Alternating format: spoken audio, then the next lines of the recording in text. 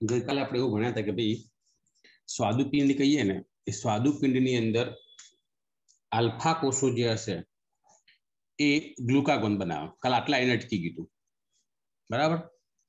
Beta કોષો insulin બનાવે અને ડેલ્ટા કોષો સોમેટોસ્ટેટિન નામનો અંતઃસ્ત્રાવ ઉત્પન્ન કરે. વાત કરીએ આપણે આલ્ફા કોષોની. આલ્ફા કોષો ગ્લુકાગોન ઉત્પન્ન કરશે તો ગ્લુકાગોન પેપ્ટાઇડ અંતઃસ્ત્રાવ છે.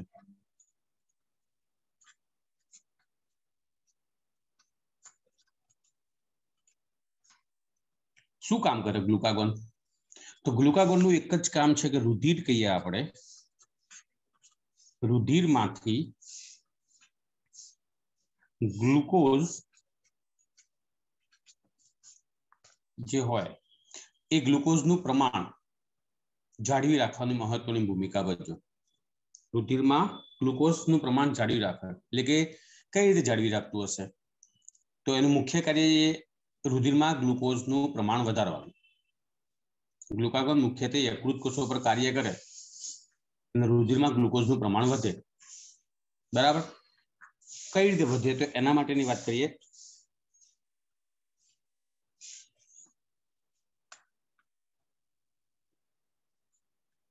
યકૃત કોષો કહીએ આપણે કાં તો પછી મેદપૂર્ણ કોષો.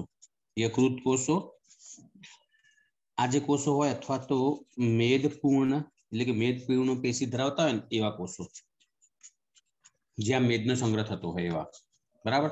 તો આ યકૃત કોષોના મેદપૂર્ણ કોષો ઉપર કાર્ય કરશે.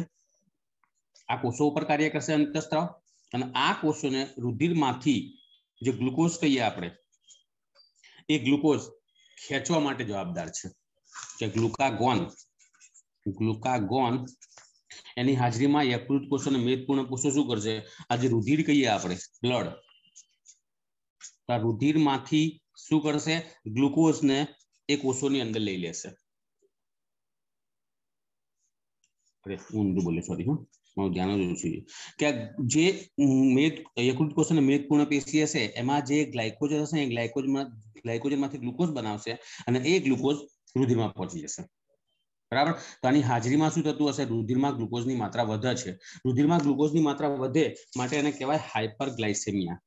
એ જે ક્રિયા થઈ ને એને કહેવાય હાઇપરગ્લાયસેમિયા. આ ક્રિયાનું નામ છે.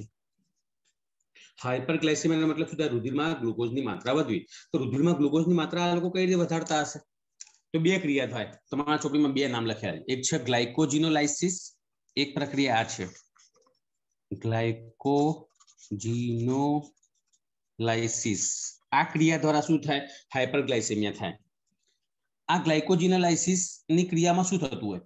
તો આ દરમિયાન ચોપડીમાં લખ્યું છે કે નહીં લખ્યું એ જોઈ લેજો તમે, પણ આમાં થાય કઈ રીતે? તો આ એવું છે ને તારું ફાવતું જ નહીં લખતું. આ પ્રક્રિયા દરમિયાન શું થતું હશે? તો ગ્લાયકોજન જે કહીએ આપણે ગ્લાયકોજન એટલે તમને ખબર છે કે આપણે બધાનો ખોરાકનો સંગ્રહ પ્રાણીઓમાં ગ્લાયકોજન સ્વરૂપે થાય અને એ સંગ્રહ થાય યકૃત કોષોમાં અને મેદપૂર્ણ પેશીઓમાં. તો મેદપૂર્ણ પેશીઓ અને યકૃત કોષોમાં ગ્લાયકોજન હશે. એ ગ્લાયકોજનમાંથી ગ્લુકોઝ બનવાની ક્રિયા મોઢે કરી નાખજો. ગ્લાયકોજિનોલાઇસિસ નો અર્થ થાય ગ્લાયકોજનમાંથી ગ્લુકોઝ બનવાની ક્રિયા. બધો ગ્લુકોઝ સમાવતો હશે બ્લડ, રુધિરમાં આવશે એટલે રુધિરમાં ગ્લુકોઝની માત્રા કેવી થઈ? વધી માટે એ ક્રિયાને કહેવાય હાઇપરગ્લાયસેમિયા. સમજ્યા હું શું બોલ્યો? આ સિવાય બીજી ક્રિયા પણ તમારા ચોપડીમાં લખેલી અને એ ક્રિયાને કહેવાય ગ્લુકોનિયોજિનેસિસ. ગ્લુકોનિયોજિનેસિસ બંને અલગ અલગ છે. આ છે ગ્લાયકોજિનોલાઇસિસ અને બીજી ક્રિયા છે ગ્લુકોનિયોજિનેસિસ. આ બંને ક્રિયાઓ કરશે તો ગ્લુકાગોન જ. બરાબર.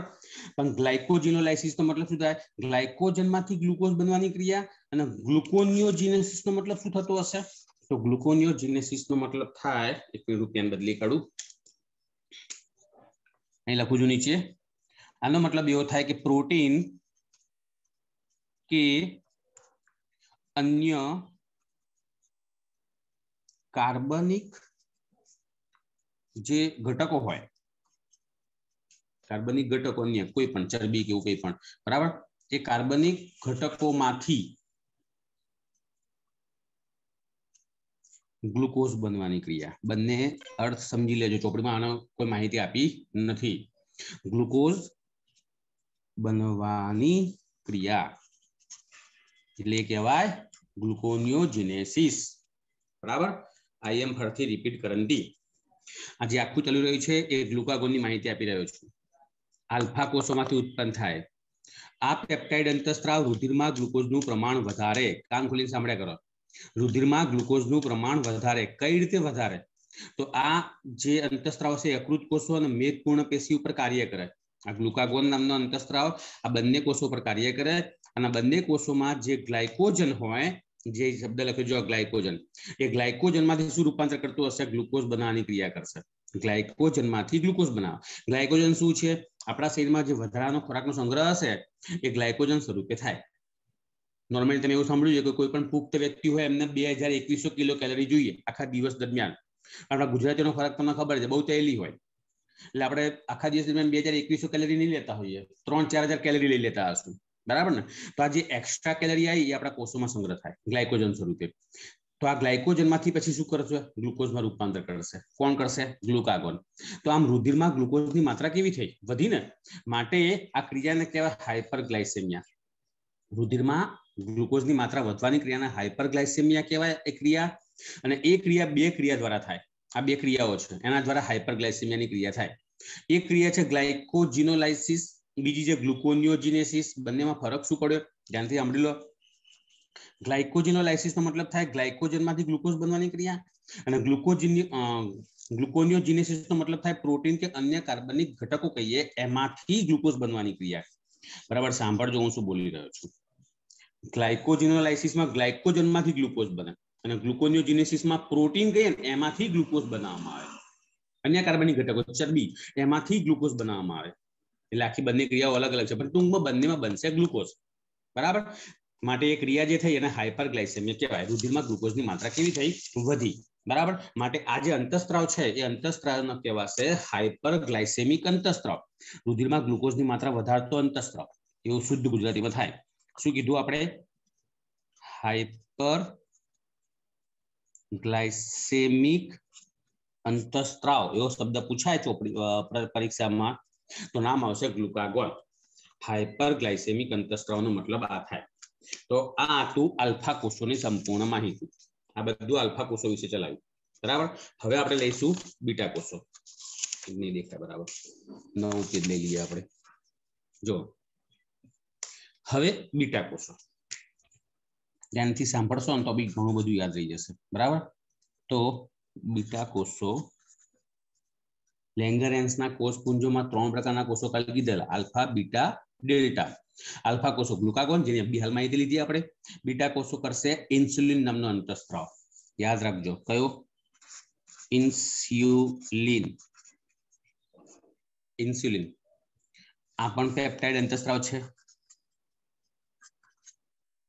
કેટલા પ્રકારના અંતઃસ્ત્રાવ એની માહિતી આપણે થોડીક વાર પછી આપીશું.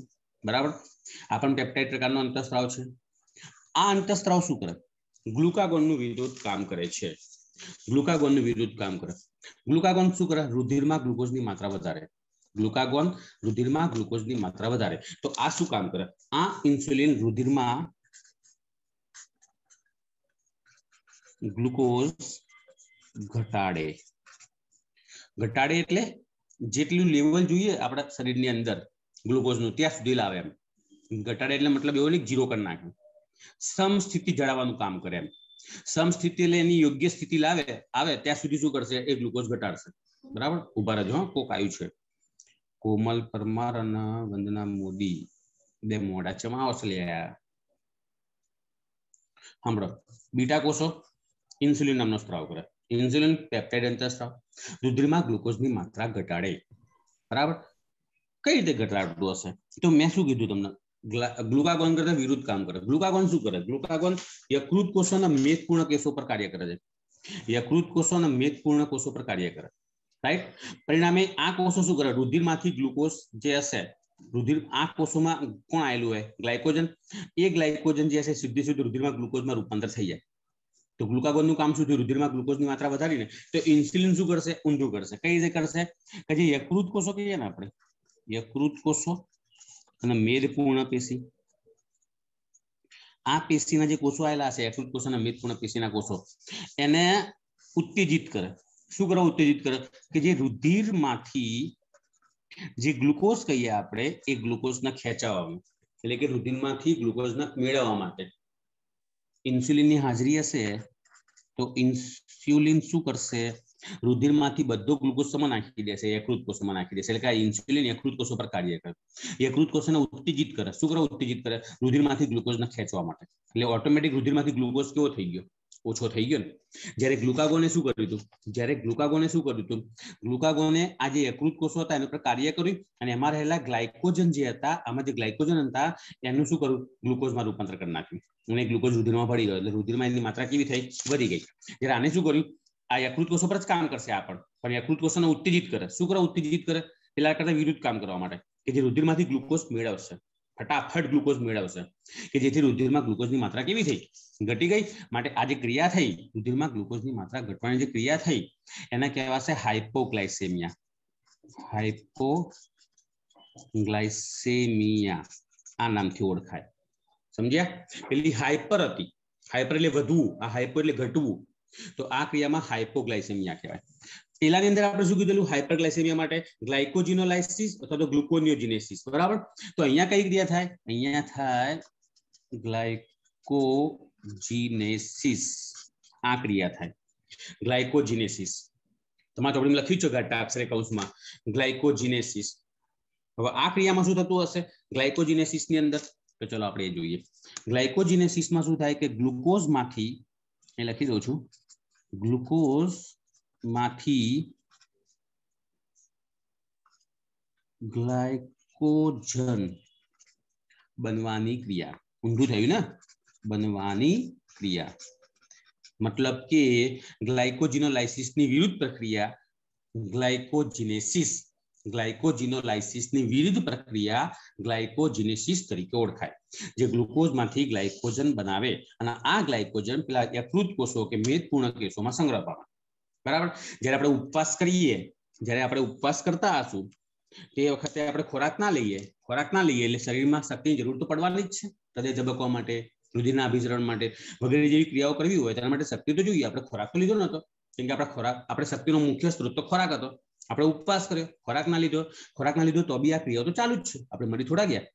તો આપણા શરીરની અંદર આ બધી શક્તિ આવી ક્યાંથી? આ ક્રિયા દ્વારા આવશે. બરાબર?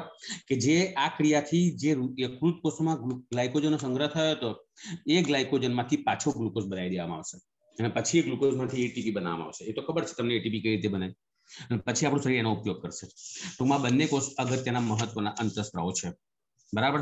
આ ઇન્સ્યુલિનની વાત થઈ. ઇન્સ્યુલિન કહેવાશે હાઇપોગ્લાયસેમિક અંતઃસ્ત્રાવ અને ગ્લુકાગોન કહેવાશે હાઇપરગ્લાયસેમિક અંતઃસ્ત્રાવ. એક રુધિરમાં ગ્લુકોઝની માત્રા વધારતો, એક રુધિરમાં ગ્લુકોઝની માત્રા ઘટાડતો અંતઃસ્ત્રાવ. બરાબર? ઓકે. હવે તમને એટલી તો ખબર પડી ગઈ કે ઇન્સ્યુલિન રુધિરમાં ગ્લુકોઝની માત્રા ઘટાડે.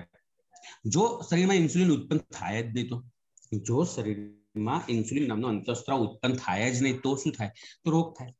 રોગનું નામ તમને આવડે છે. કયો રોગ થાય? ડાયાબિટીસ. Yes, diabetes. કયો? પણ ડાયાબિટીસ બે પ્રકારના છે. બે પ્રકારના છે. મધુપ્રમેહ. ડાયાબિટીસ કયો? મેલિટસ. ડાયાબિટીસ મેલિટસ નામનો રોગ થાય.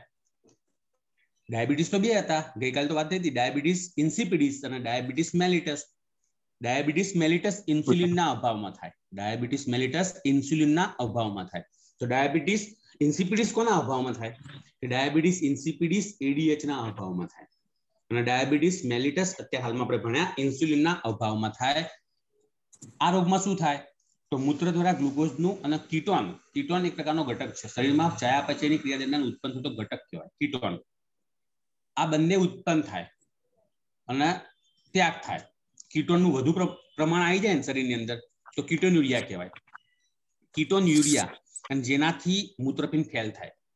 બરાબર? તો ડાયાબિટીસના દર્દીઓ હોય તેના મૂત્રમાં ગ્લુકોઝ પ્લસ કીટોન વધુ પ્રમાણમાં જોવા મળતા હોય એટલે નિદાન થાય કે આ ડાયાબિટીસનો દર્દી છે. ડાયાબિટીસ જે હશે, આ ડાયાબિટીસ મેલિટસ કહીએ આપણે, એના લક્ષણો કેવા હોય?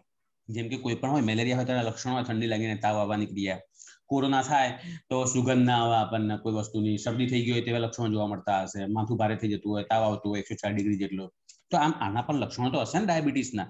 તેના લક્ષણો તમને લખીને આપું. એમાં નંબર 1 આવશે વધુ પડતો મૂત્રસ્રાવ. વધુ પડતો મૂત્રસ્રાવ મતલબ સમજી ગયા ને, વારંવાર મૂત્રત્યાગની ક્રિયા કરવી પડે, બરાબર. વધારે તરસ લાગશે, વધારે તરસ લાગવી હોય તો થાય નોર્મલી, કેમ કે મૂત્રત્યાગની ક્રિયા વધુ થઈ જાય એટલે પાણી બહાર નીકળી જાય, એટલે શરીરની અંદર પાણી ઓછું થઈ જાય એટલે તરસ વધારે લાગશે, બરાબર. તમારા પેલું માઇક બંધ કરી નાખો, જેનું બી ચાલુ હોય. વધુ ખાવાની ઈચ્છા થાય, વારંવાર ખા કરીએ આપણે, બરાબર. તો આ બધા લક્ષણો જે હોય ને એ ડાયાબિટીસ મેલિટસના છે. ભાઈ તમને અત્યારે વધારે ખાવાની ઈચ્છા થતી હોય એનો મતલબ એવું નહીં કે તમને ડાયાબિટીસ થયો. વધુ ખાવાની ઈચ્છા થાય એનો મતલબ શું થાય કે આપણે ખાઈને બેઠા છીએ, અત્યારે હાલમાં આપણે ખાઈને જ બેઠા છીએ, બરાબર, અને છતાં પણ આપણને ભૂખ લાગે તો એ ડાયાબિટીસનો મેલિટસ કહેવાય, એ દર્દી કહેવાય ડાયાબિટીસનો, બરાબર. તમે ખાઈને બેઠા છો, ભરપૂર પેટ ભરીને બેઠા હોય, તમે ખાધા પછી તમને તમારી મનગમતી પણ વાનગી પણ આપીને તો તમે ના પાડી દો, ના બસ સાહેબ તમે થોડુંક ચાખશો ખરા, પણ વાટકા ભરી ભરીને ખાવાની બેસી ગયા આપણે. પણ આ વ્યક્તિને ઈચ્છા થઈ જાય ખાવાની તરત જ, માટે ડાયાબિટીસનો દર્દી કહે. ફરક આટલો જ, બરાબર. તો આની સારવાર કઈ રીતે કરવાની? ઓલવેઝ કોની ગેરહાજરીમાં થયો? ઇન્સ્યુલિનની ગેરહાજરીમાં. તો આપણે ઇન્સ્યુલિનની થેરાપી આપવાની. ઇન્સ્યુલિન કહીએ એની થેરાપી. થેરાપી એટલે બહારથી આપવાની ક્રિયા, મતલબ કે ગોળીઓ દ્વારા કે ઇન્જેક્શન દ્વારા આપણે શું કરીશું? ઇન્સ્યુલિન આપીશું આપણે, બરાબર. તો આ તો તમારા સ્વાદુપિંડની માહિતી. એક નોંધ કહી દઉં, નોંધ. ઇન્સ્યુલિન જે કહીએ આપણે, એનાથી રુધિરમાં ગ્લુકોઝની માત્રા જે હશે એ જળવાઈ રહેશે. ઇન્સ્યુલિન બહારથી આપીએ આપણે એટલે રુધિરમાં ધીમે ધીમે ગ્લુકોઝની માત્રા વધે, બરાબર. કેટલાક લોકોને શું થતું હોય? ઇન્સ્યુલિન શોક લાગતો હોય. ઇન્સ્યુલિન શોક. ઇન્સ્યુલિન શોકનો મતલબ શું થાય? આવું ઘણી વખત આપણા દેશ આજુબાજુ જોવા મળતું હોય. કોઈ ડાયાબિટીસનો દર્દી હોય, ડાયાબિટીસના દર્દીને જ આવું થાય ઇન્સ્યુલિન શોક. ડાયાબિટીસનો કોઈ દર્દી છે, બરાબર. હવે એ દર્દીએ ઉપવાસ કર્યો કોઈ કારણસર, ઉપવાસ, કાં તો કોઈ ભયંકર શારીરિક શ્રમ કર્યો, આખો દિવસ શ્રમ કર્યું, કોઈ શારીરિક શ્રમ, પરિણામે એના શરીરની અંદર શું થતું હશે? ગ્લુકોઝની માત્રા ઓલરેડી ઘટી ગઈ, કે ગ્લુકોઝ છે ને એ શક્તિ રૂપાંતર કરવા માટે વપરાઈ જાય, બરાબર. આવો ડાયાબિટીસનો દર્દી આખો દિવસ કામ કર્યું છે અને હવે જો ઇન્સ્યુલિનની ઇન્જેક્શન લેશે, ઇન્સ્યુલિનની દવાઓ લેશે, તો એના રુધિરમાં ઝડપથી ગ્લુકોઝની માત્રા કેવી થાય? ઘટી જાય. અને એ પ્રમાણ કેટલું છે ખબર છે? 40 ગ્રામ પ્રતિ 100 ml. 100 ml 40 ગ્રામ જેટલું ઘટી જાય ગ્રામ લેતા ગ્રામ ઇન્સ્યુલિન, ગ્લુકોઝ શરીરમાંથી, રુધિરમાંથી. તે ક્રિયાને કહેવાય ઇન્સ્યુલિન શોક કહેવાય, જેના પરિણામે દર્દી તરત જ બેભાન થઈ જશે. અને જો બહુ ઘટી ગયું હશે આના કરતા પણ વધારે, તો દર્દીનું તાત્કાલિક મૃત્યુ થઈ જાય. આ બહુ ખતરનાક વસ્તુ છે. મતલબ કે ઘરમાં કોઈ ડાયાબિટીસનો દર્દી હોય આપણા ઘરની અંદર અને એમને આખા દિવસ ઉપવાસ કર્યો હોય, તો પછી એમને દવા લેવી જોઈએ નહીં. કઈ દવા નહીં લેવાના? ઇન્સ્યુલિનની જે દવાઓ હતી ને દવા નહીં લેવાની, કેમ કે એમને આખો દિવસ ઉપવાસ કર્યો એટલે શરીરમાં ઓલરેડી ગ્લુકોઝ ઘટેલો છે, અને તમે પાછું એક્સ્ટ્રા ઇન્સ્યુલિન લેશો તો રુધિરમાં શું થાય? ફટાફટ ગ્લુકોઝ ઘટી જાય, એની સીધી અસર મગજ ઉપર થાય, બરાબર. એટલે આપણે બેભાન થઈ જઈએ, તો પછી તાત્કાલિક શું થાય? એનું મૃત્યુ પણ થઈ શકે. એટલે આ જોરદાર ઘટના છે. આપણે આજુબાજુ બનતી હોય આવી બધી ઘટનાઓ, જો ધ્યાન ના રાખીએ ને તો, બરાબર. એટલે આ થોડુંક ધ્યાન રાખવાનું છે. ઓકે, તો સ્વાદુપિંડની વાર્તા પૂરી થઈ, બરાબર. હવે આપણે લઈશું નીચે શુક્રપિંડ આપેલું છે. શુક્રપિંડ. કોઈને કોઈ પ્રશ્ન પૂછો તો બોલો. શુક્રપિંડની સંપૂર્ણ માહિતી તો આપણે 12મા ધોરણમાં લેવાના જ છીએ, કેમ કે 12મા ધોરણમાં ચેપ્ટર 3 આના વિશે છે આખું, બરાબર. નરમાં એક જોડ શુક્રપિંડ વૃષણકોથળીમાં આવેલા છે, એટલી તો આપણને ખબર છે, તમે લોકો પણ ભણી ગયા છો 10મા ધોરણમાં. વૃષણકોથળીમાં જોવા મળે, ઉદરની બહાર, પેટની અંદર નહીં, ઉદરની બહાર વૃષણકોથળી હોય, વૃષણકોથળીમાં એક જોડ શુક્રપિંડ હોય. કેમ વૃષણકોથળીમાં આપે? શરીરમાં આપે તો વાંધો હતો નહીં, શરીરમાં આપવામાં કોઈ વાંધો નતો, પણ વૃષણકોથળીનું તાપમાન શરીરના તાપમાન કરતા 3°C ઓછું રાખવામાં આવે. કેમ? કેમ કે ઊંચા તાપમાને શુક્રપિંડમાંથી શુક્રકોષની ક્રિયા થશે નહીં, નીચા તાપમાને શુક્રકોષ બનવાની ક્રિયા થાય. માટે વૃષણકોથળીનું તાપમાન શરીરના તાપમાન કરતા 3°C ઓછું હોય, માટે શુક્રકોષ જનનની ક્રિયા થઈ શકે. એટલા માટે શુક્રપિંડને વૃષણકોથળીમાં આપેલા છે. बराबर आ जातीय अंग छे पण कयुं नर जातीय बराबर हवे नर जातीय अंग तो छे पण साथे साथे ते अंतःस्रावी ग्रंथि तरीके पण काम करे छे स्वादुपिंड जेवुं कामकाज छे बे रीते काम कर्युं आने जेम के स्वादुपिंड पाचक ग्रंथि तरीके पण काम कर्युं हतुं हमणां भणी गया आपणे अने अंतःस्रावी ग्रंथि तरीके पण काम कर्युं पाचक ग्रंथि तरीके स्वादुरस बनावे अंतःस्रावी ग्रंथि तरीके इंसुलिन ग्लुकागोन सोमेटोटेस्टिन आवा अंतःस्राव बनावे शुक्रपिंड पण एवुं छे नर जातीय अंग पण कहेवाय अने अंतःस्रावी ग्रंथि पण कहेवाय कयो अंतःस्राव मुक्त थतो हशे नाम तमने आवडे छे एंड्रोजन्स अथवा बीजू नाम छे टेस्टोस्टेरोन याद राखजो टेस्टोस्टेरोन आ अंतःस्राव तरीके ओळखाय छे बराबर शुक्र उत्पादक नलिकाओ होय शुक्रपिंडमां शुक्र उत्पादक नलिकाओ आवेली होय केवी होय 250 ની સંખ્યામાં होय आ बधी वस्तु આપણે 12મા ધોરણમાં ભણવાના છે કેટલી હોય સંખ્યા કેટલી હોય કેવી રીતે બને બધું બરાબર खाली याद राखो कि शुक्रपिंडमां शुक्रोत्पादक नलिका आवेली होय अने आ शुक्रोत्पादक नलिकाओमां लेडिंगना कोषो आवे लेडीजना नहीं लेडिंगना बराबर ऊपर एक पेज दे लो शुक्रोत्पादक नलिकाओमां कया कोषो आवेला हशे लेडिंग कोष आ कोषो आवेला है लेडिंगना कोषो અને આ કોષો શું કરે ટેસ્ટોસ્ટેરોન કહીએ આપણે ઇસ્ટ્રોજન કહીએ આપણે એનું નિર્માણ કરે બરાબર અને પછી જે એન્ડ્રોજન્સ છે એ જે નરના સહાયક પ્રજનન અંગો હોય જેમ કે અધિવૃષણ નલિકા નામ તમે સાંભળ્યું યા બરાબર શુક્રવાહિની જેમાં થઈને શુક્રકોષો પસાર થતા હશે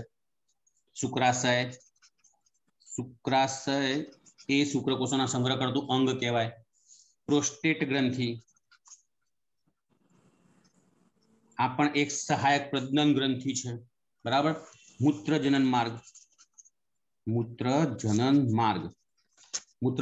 એટલા માટે શબ્દ પાડ્યો કે નરની અંદર મૂત્રનો અને जनन कोषो એટલે કે શુક્રકોષોનો ત્યાગ એક જ માર્ગથી થાય માટેનો મૂત્રજનન માર્ગ કહેવાય નરમાં જ હોય માદામાં ના હોય આવું કે માદાની અંદર મૂત્ર ત્યાગ માટેની अलग होय अने जनन कोष એટલે કે અંડકોષોના બહાર નીકળવા માટેની જગ્યા અલગ હોય માટે માદાની અંદર મૂત્રજનન માર્ગ ના હોય ખાસ યાદ રાખજો સ્પેશિયલ સમજ જોવા મળતું હશે આ નરમાં જ જોવા મળશે બરાબર તો આ બધા અંગોના વિકાસ કરવા માટે એન્ડ્રોજન્સ જોઈએ આ સિવાય કેટલાક ગૌણ લક્ષણો જેમ કે સ્નાયુલ વૃદ્ધિ આ ગૌણ લક્ષણો જો પેલા મેઇન હતા આ ગૌણ લક્ષણોમાં નંબર 1 કયું કીધું આપણે તો કે સ્નાયુલ વૃદ્ધિ સ્નાયુલ એટલે नॉर्मली जे माणस होय एमां माणसमां नर अने मादा होय तो मादा करता नर तमे जो ऑलवेज मजबूत देखाय मजबूत एम देखाय यार भाई आ शुं मर्दाना पुरुष छे पुरुष कहेवाय स्त्रीओ एवी ना आवे स्त्रीओ एवी होय तो बीक लागे आपणने के तो खतरनाक लागे बराबर केम के स्नायुल वृद्धि एंड्रोजन्सना कारणे थाय स्नायुओनो भरावो थाय मजबूत देखाय स्नायुओ चेहरा अने जे शरीर होय अन्य अंगो एनी पर वाडनी वृद्धि थाय અને હાથ તમે જુઓ બરાબર આવી રીતે હાથ જો કે મારો તો બધા વાળ નહીં પણ તમે હાથ જુઓ કે પગ જુઓ ચહેરા જોઈએ દાઢી મૂછ વગેરેનો શું થાય વિકાસ થાય ને શરીર પર વાળની વૃદ્ધિ રૂવાટી કહીએ આપણે પછી અવાજ જે હશે એ ઘેરો બનશે અમિતાભ બચ્ચન તમે અવાજ બધાએ સાંભળેલો છે કેવો જોરદાર છે અવાજ બરાબર આક્રમકતા વધી જાય आक्रमकता अवाज में परिवर्तन એટલે કે ઘેરો અવાજ આ બધા જ કોના લક્ષણો હતા ટેસ્ટોસ્ટેરોનના લક્ષણો છે એની હાજરીમાં આ બધી ક્રિયાઓ થાય પણ આ બધા લક્ષણો 14-15 વર્ષની ઉંમર પછી દેખાવાની શરૂઆત થાય શરૂઆતમાં ના થાય બરાબર આ સિવાય એન્ડ્રોજન સીએનએસ ઉપર પણ કામ કરશે સેન્ટ્રલ નર્વસ સિસ્ટમ मध्य चेता तंत्र एनी पर काम करे અને નર જાતીય વર્તણૂક કે એની પર પ્રભાવ પડે નર જાતીય વર્તણૂકનો મતલબ એવો થાય કે જે નરની જાતીય વર્તણૂક હોય એમના શરીરની અંદર જે અલગ-અલગ પ્રકારના લક્ષણો હોય જાતીય લક્ષણો માટેના એની પર પ્રભાવ પાડશે કાર્બોદિત અને પ્રોટીનના પણ ચયાપચયની ક્રિયા કરશે બરાબર તો આ હતું શુક્રપિંડની માહિતી શુક્રપિંડમાં એક જ અંતઃસ્ત્રાવ ઉત્પન્ન થાય એન્ડ્રોજન્સ બરાબર